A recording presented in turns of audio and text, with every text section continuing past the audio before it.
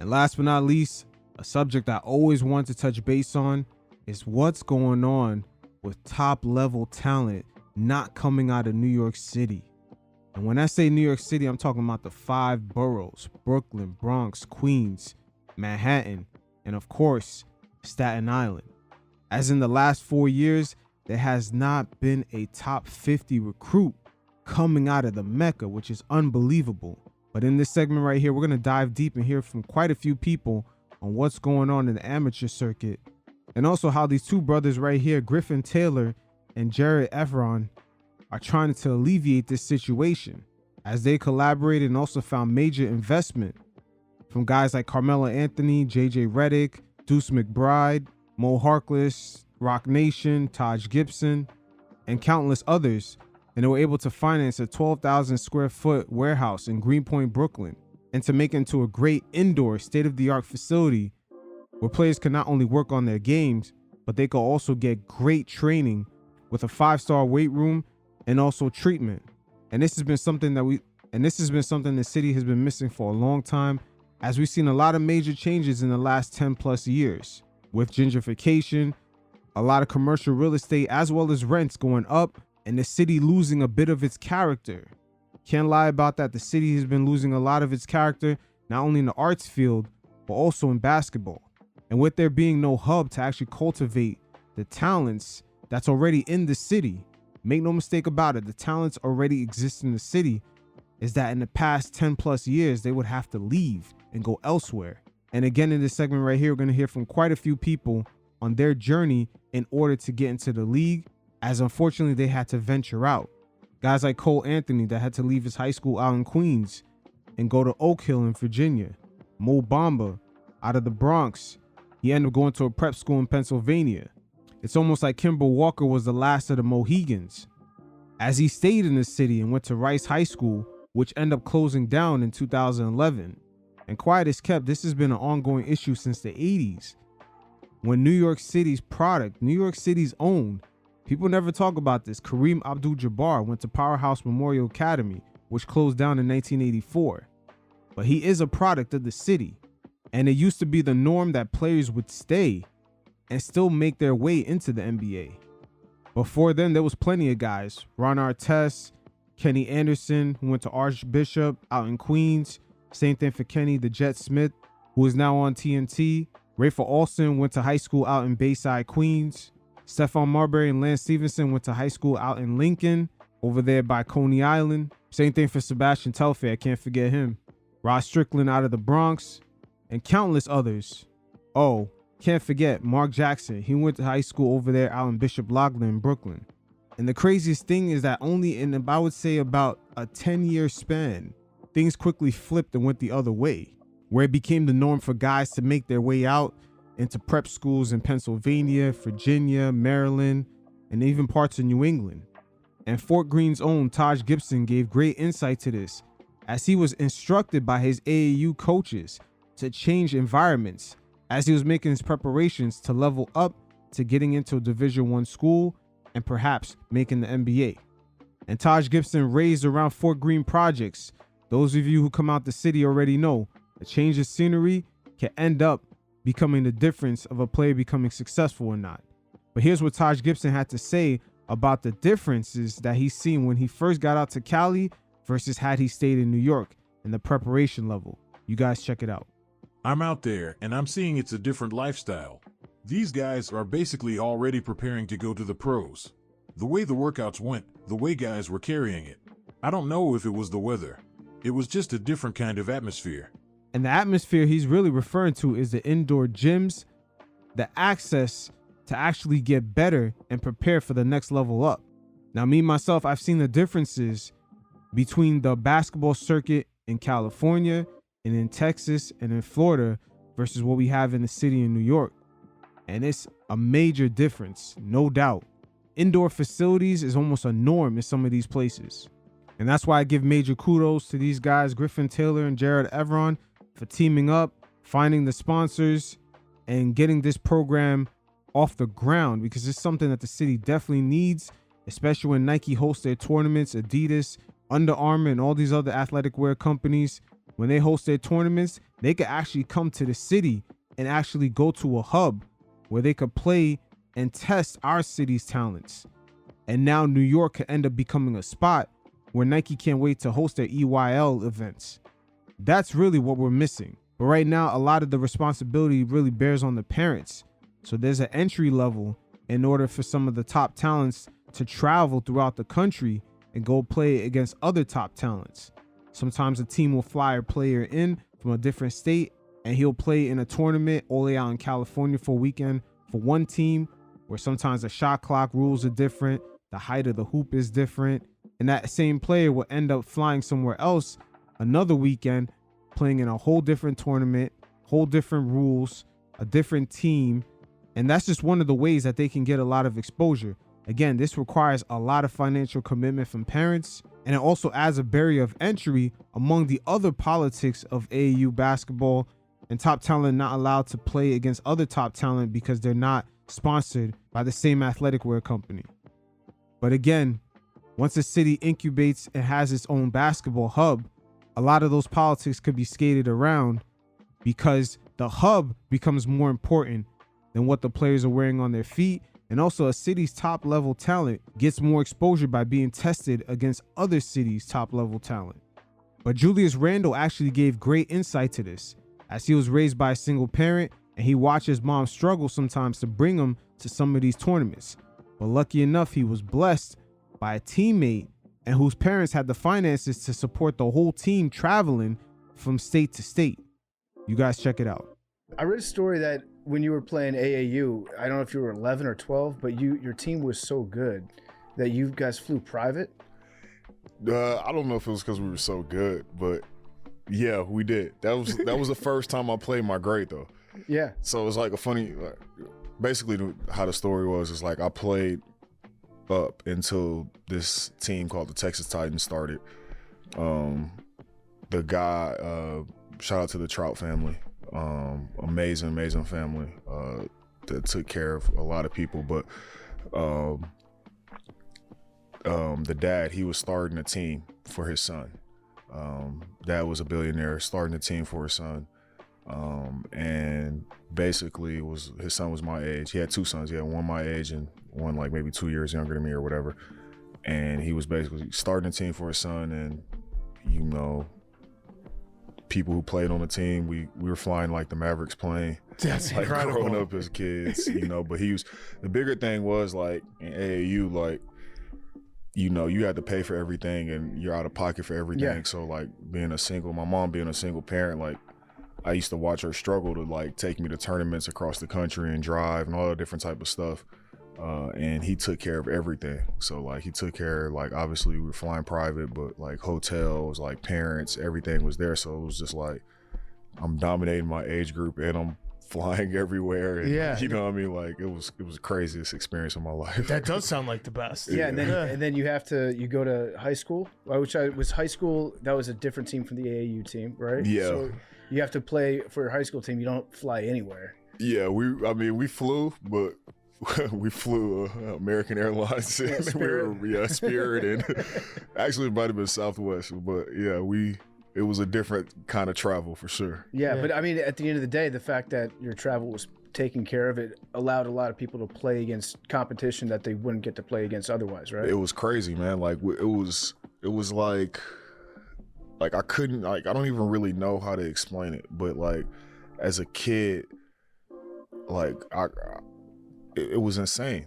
Like it was like the most fun time of my life. Yeah. Like all you look forward to is like, all right, even like when the summer would end, like AAU season would be over with and then school would start, and like, you know, basketball season probably wouldn't start again until November or December. Like that's all you look forward to, because like I'm playing with my best friends.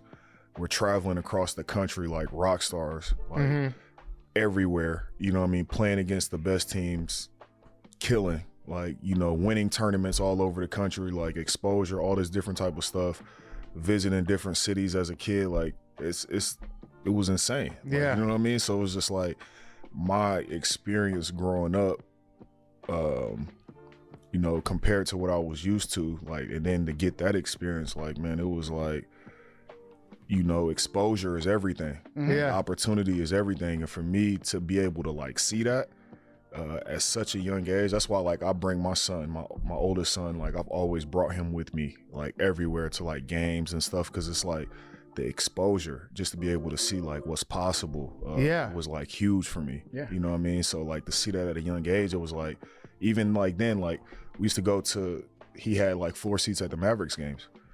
And like he used to bring us to the Mavericks games, and we were like kids sitting courtside at Mavericks games, and like Kobe was my favorite player. Yeah. So like I got to see Kobe at a young age, like, and just to see that, like it was like seeing Jesus, like you know what I mean? So it was crazy, you know, and I think that had a lot to do, you know, with my growth and you know, where I am today. So that right there kind of gives you a preview of the climate that we're in right now, where there's parents that are wealthy enough to start their own AAU teams, or other players that are top level talents. To get that exposure, they got to travel to other places. Unless their city or state has a hub, which California right now has the main advantage. They have a basketball hub over there.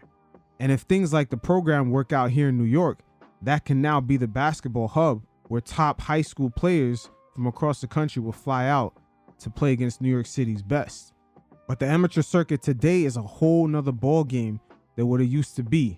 Some of the players that you see in the NBA draft today, either they were lucky enough to gain a sponsor, or they had a parent who had the finances to make sure that they were flying out weekend to weekend to play against some of the best talents, either in Florida, in California, out in Texas, in Chicago. This is steadily throughout the years, as New York City's basketball programs have regressed across the country though, this has become the norm. But here's what Kemba Walker had to say about this initiative to keep New York City's talent home. I feel like a lot of the kids don't stay in the city to pursue their basketball career. I feel like this could be the opportunity to get them to stick around and to have someplace to go as a safety net and as a place to get better. Again, having a safety net for that financial barrier in case a kid doesn't have a sponsor, or he doesn't have a parent who can put him on a Southwest flight to go to California, or to go to Texas, or go to Florida. Having that accessibility becomes really important, because as Julius Randle stated, he was one of the lucky ones. But his mom was struggling as he couldn't fly everywhere. She was driving him to tournaments. And now we're going to hear what Carmelo and Anthony had to say about this program and what it really brings to the city, as he is one of the investors. And shout out to all these guys for participating in this and making this happen, because this is huge for the city. But make no mistake about it, Carmelo understands that there is a major gap between what's going on in the city and what's going on across the country. As right now he has his son in a program out in Long Island, and the level of accessibility that it has versus if his son went to a school in the city is quite different. As myself, I've attended a high school game with teams in the same division as Carmelo Anthony's son. And I've seen 4 trainers on 1 players. Teams have 8+ trainers to a team, and just the facilities they practice and train in, it's night and day. But let's see what Carmelo Anthony had to say about the launch of the program and what it brings to the city. I've seen firsthand how access to the best gyms, training, and coaching can accelerate development. To be able to provide accessible court space and elite coaching and training under one roof to kids all across the city, it can only improve the collective talent pool coming out of New York. And if we can keep our most talented kids home instead of them leaving at younger ages to go to schools in other states and markets, it is a win for New York across the board. And it definitely is a win for basketball talent throughout the city, all across the board. They're even going to offer charitable scholarships for children. The facility is slated to open in 2025.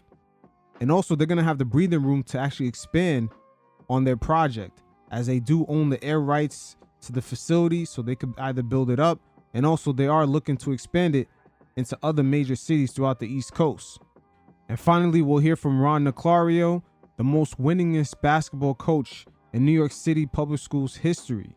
He's coached numerous NBA players out there coming out of Benjamin N out there in Queens. And he himself has always stated that the city has plenty of talent. They just don't have anywhere to go besides working with trainers. They have to go somewhere where they can compete at a high level, at game speed, that doesn't have double rims, as he's always saying. But Coach Ron Niclario out of Bayside, Queens has sat down with G Money and Queens flip, and they spoke about a few things regarding New York City basketball, and also to the regards of Lenny Cook, a basketball prodigy coming out of New York City that didn't necessarily have the ecosystem around him to cultivate his talent and get up to the next level. Of course, a lot of us coming out of the city already understand the vices that the city comes with, especially for a kid with a lot of clout and a lot of money in his pocket. And when he's trying to get to the next level, there's going to be a lot of distractions that come with it. So right here, they speak on a prime example of what happens when the right ecosystem isn't fostered around a high level talent coming out of the city. You guys check it out, and every once in a while, I'll check in. You know Lenny Cook, right? Lenny's my man. I wish things could have turned out the way I thought they could have turned out for Lenny, because Lenny, would he have been an all-time great? I think this. He would have been an NBA player averaging 18 to 20 in the NBA. Well, now, if you're in the NBA and you're averaging 18 to 20, that means you're a borderline all-star, and you're probably making 15, 20, 25 million a year. So that's pretty damn good. What was your first assessment of him when you see him play back then? Like, what you think? We saw you in the documentary, I was at the LeBron game. Oh. And Fairleigh Dickinson, and he got caught up with the hype, and he started doing the just make a move and go, you know. But unfortunately, he had people starting coming to his lives, and he was living the NBA life before he got to the NBA. Do you blame the guy that gave him that upfront money? Do you blame the person that tried to recruit him, or The guy from Detroit? yeah, what's his name? I said his name, something Wilson. I forgot. You know what the sad thing is? When he was at LaSalle, there was a white kid who lived up in Old Tapan. They're very, very affluent. And they kind of took Lenny in. Yes, the mother. She didn't need anything from Lenny if he made it big. But unfortunately, the hood mentality and I got to get it now. You know what I would have to say if I said this about Lenny Cook? Lenny's a great kid, but Lenny's the type of kid. Lenny, shut up for 1 minute, 60 seconds, and you'll make the NBA. You'll make it big in the NBA. You'll get that big contract. Shut up for 60 seconds, 1 minute. Lenny's the type of kid, after 59 seconds, will go, is it a minute yet?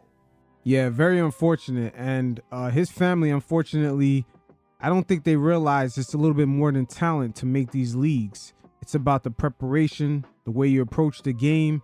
I mean, LeBron, he was on a whole nother level, the way he approached the game. And to go back earlier, this is what Taj Gibson was talking about when he showed up to California out of Fort Greene, Brooklyn. Remember, his AAU coach out of the city told him and his mother they need to change environments. And for him to get up to the next level, he's going to have to enter into a whole ecosystem. And Taj himself had said when he showed up to California, he could not believe the preparation and the accessibility that these guys had to get up to the next level. And these are the types of environments that need to be incubated throughout the city. I believe the program is the nice first step into this. Because as Julius Randle has stated earlier, going around the country and seeing different things exposed him to the possibilities. And unfortunately for Lenny Cook, because he did stay close to home, sometimes you're around what you're already used to. And those of you coming out of the city already know how it is. But again, for myself, me seeing the facilities and everything that they have in other states with the indoor courts and some of the camps and training that they have going on, I've always stated to myself, in the 5 boroughs, we don't really have enough of this. And it makes sense why in the last 4 years, we have not seen a top 50 recruit coming out of high school in New York City. And Was LeBron more polished than him? Because that's what somebody said. Somebody said that LeBron LeBron was more polished. LeBron was more disciplined on the court. And I think LeBron, coming from Akron, Ohio, was actually helped because he didn't have the New York City hangers-on. You know, when you're in Akron and all of a sudden the homeboys start coming around. It's a lot easier. Hey, this guy's not from here. This guy's not from here. This guy's not from here. This guy's not from here. Than in New York. Because New York's like a wave. They're just coming. They're coming. It don't matter. Now, Ron Leclario, he really understands New York City. He has coached many of players throughout the years, guys who made the league, guys who didn't. He's seen many talents come through, and he has a certain affinity for New York City kids, and he understands the environment, the ecosystem. He is a man of a certain age and experience. And right here, he gives you the perfect example of another hurdle that only New York City kids really face is the city itself. When you have all that clout and money at a young age, especially the way Lenny Cook was stunting, man, the leeches, they're going to come at you like crazy. And him falling away from his path, it's almost guaranteed. You know? And I think also Lenny playing in the Rucker, playing here, got caught up in the flashiness.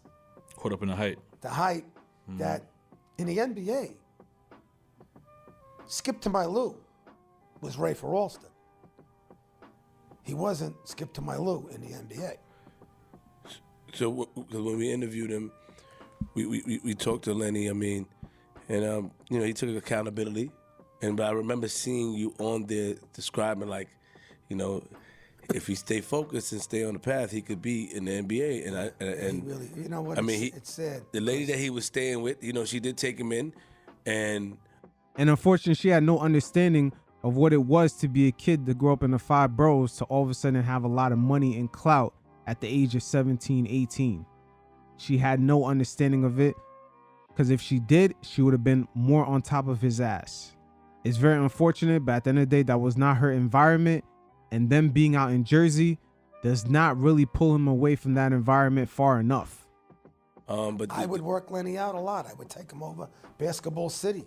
We would work out. He was talented, but he didn't understand the game the way I hoped. Like, you got to break that down. Cause what do you mean he didn't understand? Well, if you can get the ball and just rip through and go right, and you bite a guy and you dunk it, but you don't, you get it, and you're hemming and you're hawing, and then now the defense is almost like drying cement. You know? You didn't see that there was the guys backing off on you? Just take the shot. That's why I always believe he was never on LeBron's level. LeBron's a basketball prodigy. He reads the game. Even if him and Lenny Cook had the same physicality, LeBron will always beat him with his mind. I would say in my lifetime, LeBron James may be the first basketball prodigy to enter into the NBA. He has everything. The physical gifts, the mind, everything. But it doesn't mean he's going to be the most winningest player. But he does have all the God-given tools even before the NBA experience. And for Lenny Cook, very unfortunate, man. He couldn't shake a lot of that New York City energy off of him. No humility. Talking to Kobe Bryant like that was crazy. If you guys did not see the doc, Kobe had to put him in his place. Unfortunate for Lenny, he didn't realize there's been plenty of nice players to come before him, and they made almost virtually no impact on the NBA level. You got, certain things, the game, believe it or not, the game tells you how to play, what to do. The game tells you. So, Michael Jordan, when he played against the Knicks that time, coming back from baseball, and he had 56 points, and it's tie score, everybody knows Jordan's getting the ball. The game told Michael Jordan, when the clock was winding down, he spun, 3 guys were on him, Patrick Ewing comes over, who's open for a layup? Bill Wennington. The game told Mike, nope, you don't shoot over 3. Just pass it to Wennington. Wennington dunked it. They won the game. That was the play that had to be made. Another thing that never gets talked about, Michael Jordan, very high basketball IQ, but not as high as LeBron James off rip. Just the way LeBron thinks about the game is on a whole nother level, but Jordan had that high basketball IQ as well as the motor on both ends of the floor. Just recently in the offseason, because I don't really watch NFL or any other sports, I went back and watched a lot of the Knicks series with the Bulls, and just seeing the way Michael Jordan played, that guy was relentless on both sides of the court. And low-key, his playmaking had Scottie Pippen, especially, I think that was the 92 series. Scottie was playing out of his mind. And that's because Jordan was playing according to the flow of the game. I started to see a few differences in the way players of today kind of stat pad. Versus back then, guys were actually just playing to win the game, and just the physicality and just for them to have the breathing room to stat pad, especially in playoff situations, was not really happening like that. You always got to play the game correct. So, in your opinion, you said at the game, the LeBron game versus Lenny Cook. What do you think happened? You know, Lenny said the more the game went on, the more LeBron started separating. In the beginning, Lenny, the first 5 or 6 minutes, Lenny was he said in the beginning he played well. He said he started to get a little tired because he was hanging out and hanging out. You know what I mean? What are you doing? But you know, Coach, I was kind of mad. There was a guy on there, and it was Stu. What is it? I forgot his name. There's a guy on there, man. I forgot. He do something for Adidas, and Stu something. Yeah, man, listen. That's the other thing too. That's when the sneaker company started. Like Sonny Vaccaro was already working LeBron James to give LeBron James. I'm gonna ask you a real question. You know, it's like. And it didn't work. They were trying to work LeBron James into signing a deal, and it never worked. LeBron was thinking on a whole other level. And also going back to that game with Lenny Cook, LeBron was just scoping the game out. Once the game went on the way LeBron thought, number one, his team was not really set up to lose because he wasn't just going to shot Jack and try to compete versus Lenny Cook alone. LeBron was just reading what Lenny does, and eventually LeBron does what he does, man. It is what it is. Lenny's approach to the game is really what hurt him at the end. Like, so everything's money. But Coach, you got to be Coach. Hold on, Coach. Now, I want you to be real with me because you keep it real. You from Queens. First, do you not blame Mike Harrison for giving him $350,000 and distracting him, taking advantage? Listen, can you give him the blame? Listen. You're giving a kid. Why are you giving this kid $350,000? Are you a multimillionaire and you feel sorry for Lenny? You're buying him. Sheesh. Can you imagine a kid from the boroughs with $350K, a lot of clout, being known as one of the best high school players throughout the city? Man, whew, that smells like a crash out waiting to happen. My man was getting the Rich Porter love and living the Rich Porter life before even making the NBA. Sheesh. You're trying to buy him. Figuring I give him $350,000, he might be worth $135 million. I get 10%, 13. So it's an investment. But but they're all doing it. It's like it's a shaky business. The game has gotten ugly because money has filtered down. When I was growing up, there was no money in high school. There was no money in college. The only money you made if you made the NBA. Now you got this name, image, and likeness deal in college. Guys are making money. I mean, the center on Kentucky, I heard made in name, image, and likeness deals has made $1.2 million already this year. Like, are you kidding me? Yeah, a lot of these players coming through the draft, when you see them walk across that stage, that first check from the NBA team is not even the first 6-figure to 7-figure check that they'll ever cash in their life. That's the craziest part. Yo, things are wild today. But the difference is for a lot of these guys is that a lot of them are not coming out of the city. They're coming from smaller areas. But what's even crazier, a world that could kind of suck them in and distract them, even worse than New York City, is social media. That's a whole nother monster in itself. It seems like nowadays these kids have to avoid the pitfalls or just the or just instant gratitude of social media, just everybody congratulating them and just overhyping the players, or just them buying into the social media hype. For a lot of these kids, that clout is very hard to overcome. It's almost become the new drug. And then in high school, name, image, and likeness. There's a kid on Steppenneck and a kid on Cardinal Hayes. They're getting money. Now, I understand, they can earn it, but it takes a certain person to not get poisoned by the green. But hold on though. But it's kind of unfair, and it's a discipline though, because that's what Lenny said. Lenny said he wished he had somebody on him to teach him or discipline him to like, you know, because he said that when he was living with I forget the lady's Debbie name. Borden. Debbie. Miss Debbie, yeah, when he's living with Debbie and her husband, he said that he was able to get away with a lot.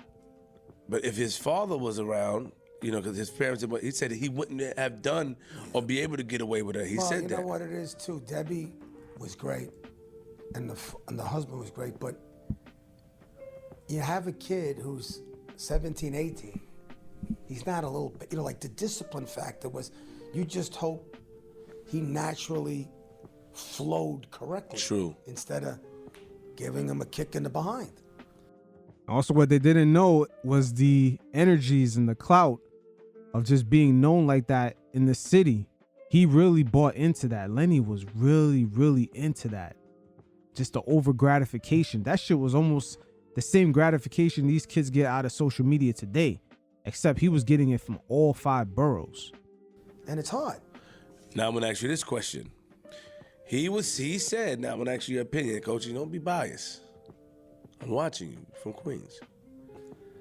Would you say that they intentionally not have him play LeBron when he was part of the Celtics? I want you to be honest, Coach. Was that, I think, I'm not a basketball man. You know what? I think it was intentionally done. I heard that rumor. No, what do you think? I say you heard the Well, rumor. you know what? Come on, Coach. I would love for the Celtics to have played Lenny, because hopefully Lenny realized I'm in NBA summer camp as an unsigned free agent.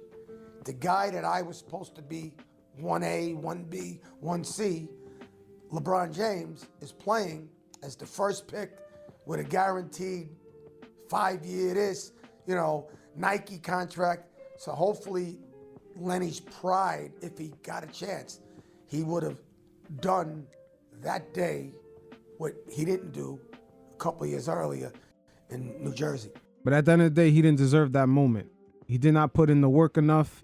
He did not stay focused enough on the prize.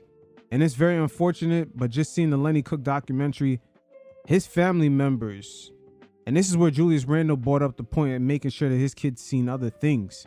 His family members have never really been in a position where they had to put in work like that and just be disciplined and to get up to another level. So they didn't really have that experience to pass down to Lenny. All they really did is just overhype him, even in the documentary saying that the league kind of ripped him off. And it's really not about that at the end of the day. Just like how Taj Gibson said he went out in California and seen the real way guys are working out, preparing to get to the next level. That showed him right there that, okay, I need to get on this level. This is the way I need to approach the way I sleep, the way I work out, the way I refrain from going out, drinking alcohol, etc., etc. That type of environment was always the environment that Lenny Cook was missing. But do you think that they might have put a They might have. They might have, because they felt that he could have turned up that day. And then I heard that they were trying to secure LeBron for Adidas before, you know, right? That's what they were trying to do. Everything was amazing with the sneaker contracts with these guys. Hey, Coach, you know what I'm talking about, Coach. Don't be nice. No, you I got. heard you a guy that talking real. They didn't want to play him. Not say he. Who knows how he would have He done? might have played bad. Who knows? LeBron might have gotten the best of him. We don't know. You know. But that was his chance to have revenge. That was a chance. That was his chance to undo what was done when they were at the Adidas ABCD camp, and he didn't get that second chance. And sometimes you don't get that second chance. Again, Lenny Cook showed up hungover. That's how unserious he was, because LeBron James was talked about throughout that whole camp as a player who could possibly be the best guy heading into that camp. And for Lenny Cook to show up hungover, it's very unfortunate. But going back to what they were talking about, the politics with Adidas and the sponsorship companies, nowadays there's a whole financial ecosystem in the amateur circuit. And now it's more important than ever to have proper training facilities to make sure that the youth come up the right way of playing the game. In a way, the 2024 Paris Olympics kind of represented this, because the internationals are slowly closing the gap between the American-born players and the way that the NBA style is played today. There's more skill involved. Guys have to be more multifaceted. But the way that today's amateur circuit is, it's still almost about just showmanship. The best players are going to show out. AAU teams from different parts of the country are going to try to recruit the best players to come play for their teams and just show out. But Craig Robinson spoke on this, the director of the National Association of Basketball Coaches, on how youth development today is more important than ever.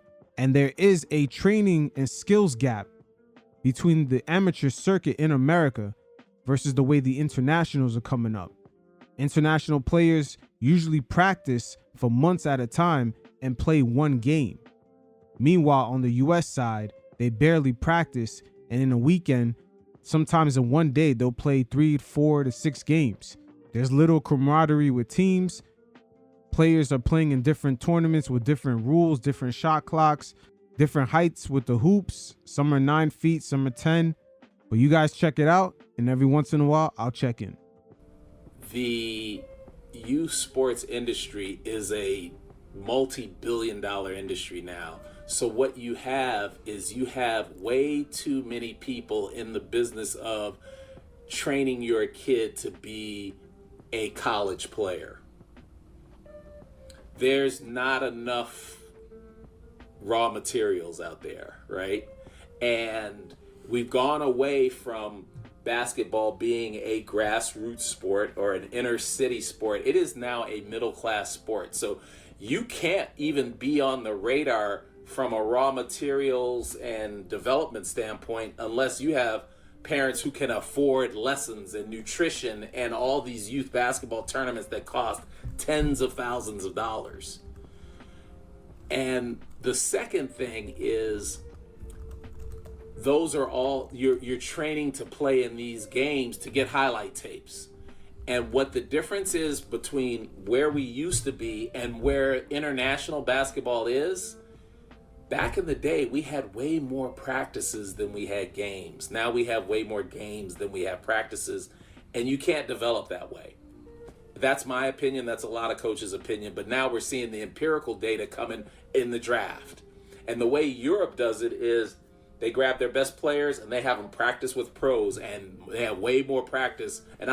And on the international level, those players actually go up a level, not based off of age, but based off of skill.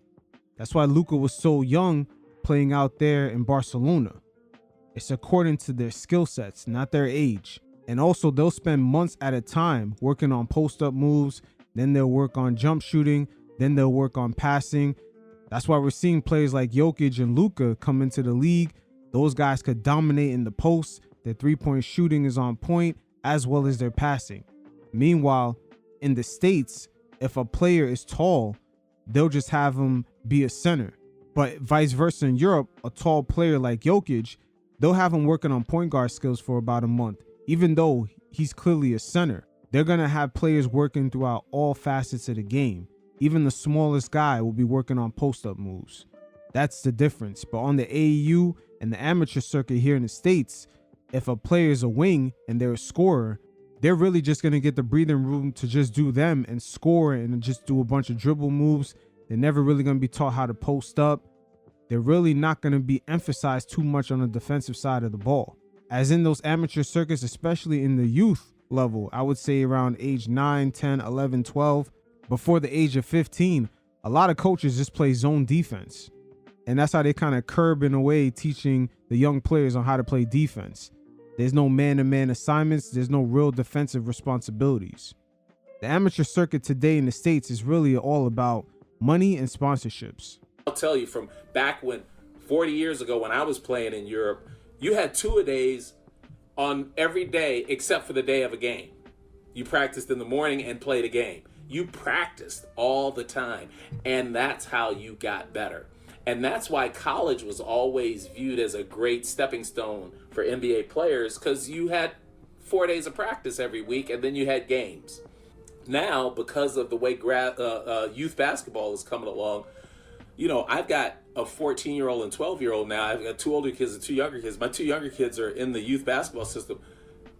they have games every weekend, and they play 6 or 8 games on a weekend and practice twice a week. Monday, Wednesday, or Tuesday, Thursday. It's not enough development, and you don't develop playing in the games. And they're also playing on different teams. But hey, it is what it is. When LeBron James had went straight to the NBA out of high school, a lot of ecosystems within the amateur circuit had lost out on that money. And we seen the one and done rule be implemented, as well as Kwame Brown, low key. He was used as a poster child. Even though LeBron was in the league and other high schoolers were in the league having success, Kwame was kind of used as the poster child of why the NBA shouldn't be allowing high schoolers to come in too early. But hey, Griffin Taylor and Jared Effron definitely bringing in the program to New York City out there in Greenpoint, Brooklyn. And this is a great start to actually create a real basketball hub in New York City that can not only attract internal talent, but also talent across the country to come over to the basketball Mecca almost on a pilgrimage, the same way people throughout the country make the same pilgrimage to Rucker Park. So that's all I have for today. You guys definitely check out the game film. We'll be breaking down what's going on with the Knicks throughout the regular season, as we're slowly seeing the team build up new characteristics with this whole new set of players on the roster. And definitely hit up the mailbag if you guys have any questions. And until next time, you fellas stay safe. Peace.